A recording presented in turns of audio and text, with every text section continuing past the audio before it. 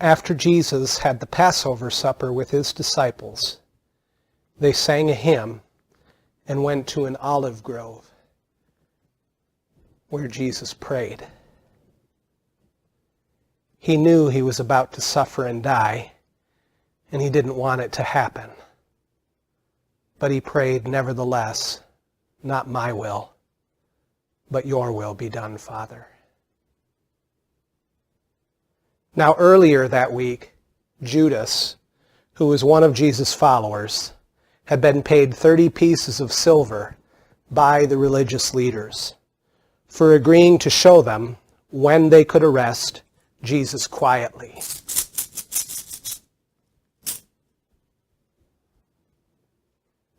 So Judas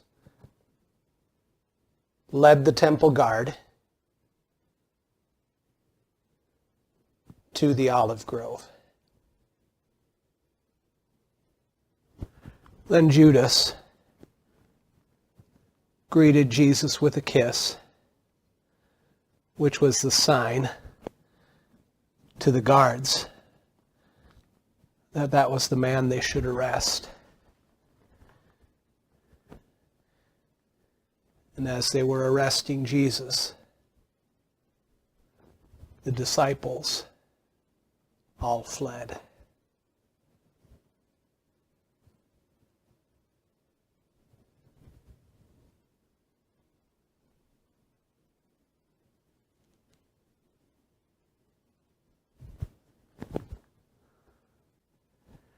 They took him to the house of the high priest,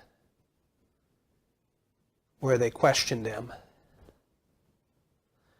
Now, Peter was nearby, warming himself by the fire, wanting to see what was going to happen to Jesus. And the others who were there suspected that Peter was a follower of Jesus, but Peter denied it 3 times. Then he remembered that Jesus had told Peter that he would do that. And so Peter ran away and wept. The religious leaders kept questioning Jesus. And when they asked him if he was the Christ, their King and Messiah, Jesus said that he was. Now in those days, it was a crime worthy of death to say such a thing if it wasn't true. Well, they didn't believe him, so they sentenced him to die. But in those days, the religious leaders didn't have the authority to carry out the death penalty. So, they took Jesus to Pilate, the Roman governor, to ask his men to crucify Jesus.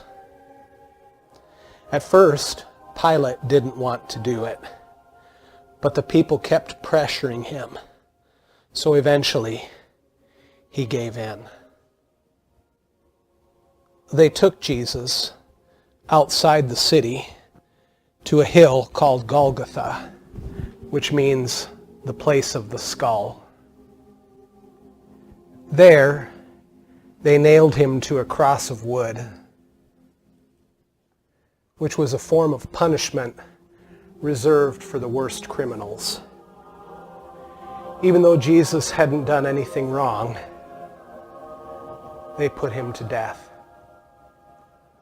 But before he died, while he was still hanging on the cross, he prayed, "Father,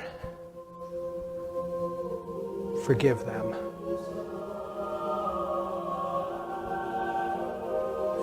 And as he hung on the cross, Jesus' disciple John was there, along with Jesus' mother Mary and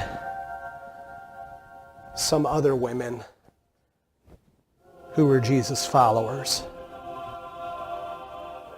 And as they stood there weeping, Jesus asked John and Mary to take care of each other. Jesus made them family to each other. Later that afternoon, Jesus cried out in a loud voice, "It is finished." And as he died, darkness covered the land, though it was still daytime. It was as if creation herself was in mourning. Now there was a man of the Jewish ruling council named Joseph. He was from Arimathea, and he believed in Jesus. So he went to Pilate to ask for Jesus' body. And Pilate gave him leave to bury Jesus.